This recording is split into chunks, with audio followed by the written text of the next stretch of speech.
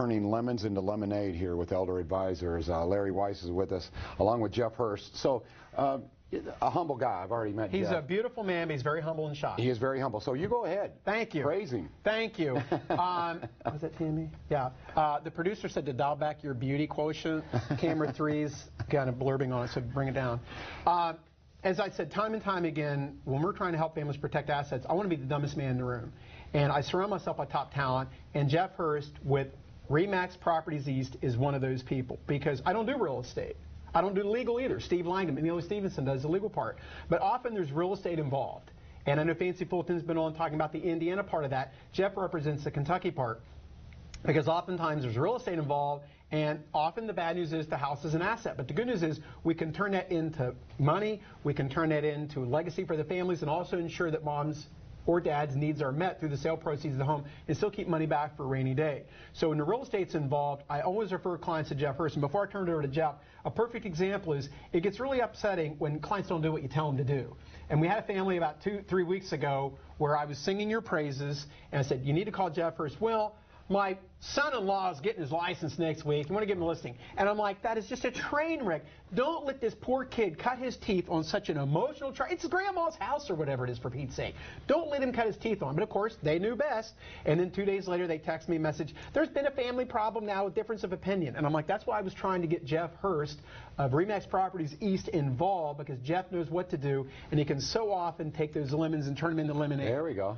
Yeah, Jeff, real quickly, yeah, there's real estate and then there's elder real estate or something in this situation. Both are, it's not only good information, but it's also emotional for families, right? Absolutely it is. Usually you're dealing with mom and dad's house or grandma and grandpa's house. It's very sensitive when you walk into that house, because usually there's some dating issues that need to be updated. We want to try to spend the minimum amount of money to maximize their dollars coming back. And with the team of Larry and Steve Langdon getting it together, it's turnkey with us. And you both weigh in here if you don't mind. It's not as simple as just selling the house, let's turn this into cash. No. There's a way to do this that is best for the family. Right. Best for the family. And when I say best for the family, in what regard, Larry? Well, a perfect example is when Fancy was on last week. And don't forget, Tammy's reminding me, we do have our upcoming workshops next week. Okay. Monday night, 6 p.m. at the 4 Points by Sheraton on Crenton Drive at 6 o'clock. We start promptly at 6. And then, of course, Tammy, I'm getting to it. Then Tuesday morning, 10 o'clock at the Hampton Inn in Clarksville on Broadway across from Outback Steakhouse. And, of course, Steve Langdon, McNeely Stevenson will be there as well to kind of deal with the legal component. But on the financial, but back to what you were saying, John, was Fancy was relaying the story, which was really on point with your question, which was she was involved in a real estate transaction, and the family was quite flippant about, it don't matter what the selling for, the nursing home is going to get it. Well, no, that's not really the case, because everything we have to disclose to the state. It has to be at a proper value. Jeff knows that. We can't, we play everything by the book. Everything is disclosed to the state. And like anything, we want the highest and best use and value for that property. And Jeff did a tremendous job. There was a local bank. Dad had very modest assets. And the family, the property was in Kentucky. The daughter was in Indiana. They were placing Dad in Indiana. And Dad had a property in Kentucky. And with that, Jeff, I'm going to let you talk about how you made magic with that. Yeah, that ended up being a foreclosure, which just creates tenfold the work there. But we actually got that deal closed. They were happy, but it was a lot of work to be done, and Steve Langdon, again, helped a lot with that as well. But you got to work very closely with the families, and like I said, again, be sensitive to their needs. Jeff, is there a checklist when you acquire a home or you're working with a family and you're trying to help them sell the home and maximize the value? Is there a checklist of things to do, things you can do inexpensively to maximize that? Yeah. Absolutely. I focus on 3 things and doing them as cheap as we possibly can, but still looks nice. It's light fixtures, it's paint, and it's flooring. And that will really dress up a house, and obviously getting the house empty, because again at that point in time there's been a lot of clutter probably created in there, and you got to be careful saying the word clutter so that you don't upset anybody again. But it's very important we get that clean. Like you said, probably a lot of the kiddos are around, they were raised in that home. Absolutely. So be careful. And Larry, I think it's important that you're the top of the food chain here, in that you understand the compassionate side and you make sure everyone's working together. Right. Because there's probably going to be a related question that is out of your field of expertise, no offense, where you can connect the right people and the right players at Elder Advisors. Which is really why I go back to Jeff at Remax Properties East, Right. is because if they are cleaning out that home, because we're dealing with kids that are the sandwich generation, they're working 10 hours a day, they don't have time for this.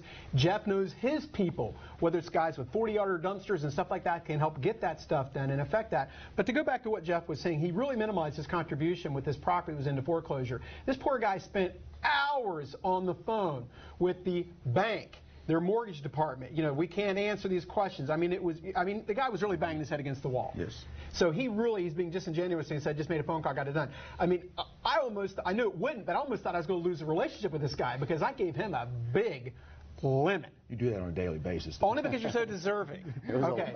But on the house, it was completely unintentional, but he kept his nose to the grindstone and broke through all the morass of phone calls and we can't help and got it done. No one else would have done that. And truly, I think he did it because of the relationship that we have. If it had been anybody else, I know if I was a realtor, I would have said, there's nothing I can do, and simply moved on. But he stuck with it. So, you know, sometimes you get the bear, sometimes the bear gets you.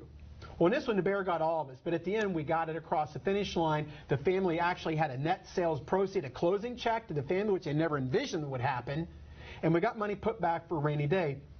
But that was because, you know, we can't cherry pick our deals. Some of these are really tough, and Jeff kept his nose to the grindstone and got it done.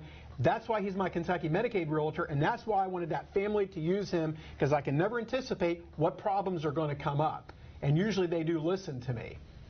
It's for the benefit of the family. It's for the benefit of mom and dad. All right. Again, there's information on the screen. Let's put up the information, too, about the workshops as well, because I do think there's a lot of questions you may have. You may be watching, and there's a number of questions, whether it be financial, estate planning, protecting assets. Some of those questions can be answered, and you can talk to the experts at Elder Advisors right there. Okay? Absolutely. And in a nutshell, I think it's important because when all this emotional turmoil and all of these financial questions come to light here, you need really stability of going, we've got this. Yeah, it gets tough sometimes.